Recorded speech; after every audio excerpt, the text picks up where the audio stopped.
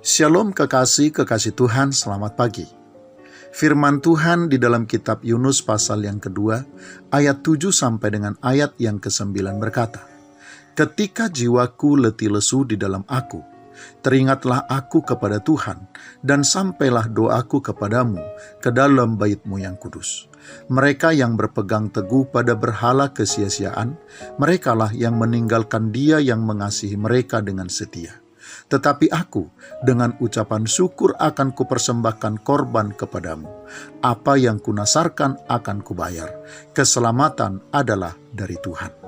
Kekasih Tuhan, ayat bacaan kita pagi ini sebenarnya adalah penggalan dari doa Yunus kepada Tuhan ketika ia berada dalam perut ikan yang sudah menelannya selama 3 hari 3 malam lamanya. Yunus sendiri ada di dalam perut ikan tersebut karena ia lari dari panggilan Tuhan untuk pergi ke kota Niniwe memberitakan firman Allah. Karena kesalahan dan pilihan yang keliru yang sudah dipilihnya tersebut, atas penetapan Tuhan, Yunus harus ditelan oleh ikan.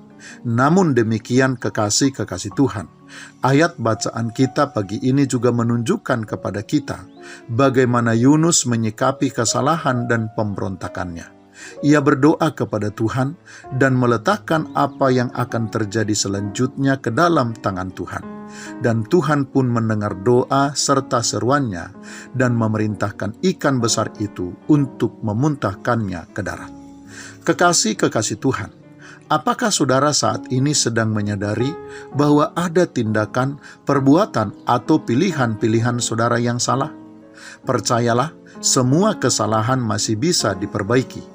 Bahkan kesalahan justru harus diperbaiki, bukan untuk dibiarkan, apalagi untuk disesali.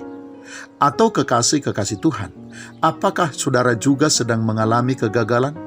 Sebesar apa kegagalan saudara?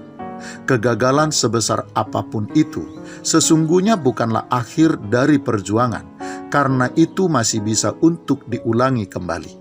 Selama matahari pagi masih hadir di dalam kehidupan kita, kekasih Tuhan, kesempatan untuk mencoba kembali masih tersedia bagi kita. Itu sebabnya kita tidak boleh menyerah, karena semuanya masih bergulir dan belum ada yang sungguh-sungguh sudah berakhir. Kekasih Tuhan, hidup pasti akan diwarnai oleh adanya perbuatan, tindakan, dan pilihan-pilihan yang salah. Juga pasti akan diperhadapkan dengan kegagalan, termasuk juga akan mengalami yang namanya tersandung, bahkan terjatuh dan terpuruk. Tidak ada satupun manusia yang tidak mengalami dan menghadapi hal itu di dalam kehidupannya, sehebat dan secakap apapun manusia itu mengelola hidupnya. Karena itu kekasih Tuhan, sesungguhnya pilihan kita bukanlah menyerah, kecewa, dan putus asa. Akan tetapi harus tetap berjuang dan tetap berharap kepada Tuhan. Setelah apa yang terjadi yang kita alami di hari kemarin, kekasih Tuhan, kita harus percaya pagi ini Tuhan sedang menunggu kita dan sedang mengulurkan tangan kasih-Nya untuk mengangkat dan menolong kita. Karena itu tidak ada alasan bagi kita untuk menjauh darinya dan tidak berharap kepadanya atau kepada anugerah-Nya. Selamat pagi, Tuhan Yesus memberkati. Shalom.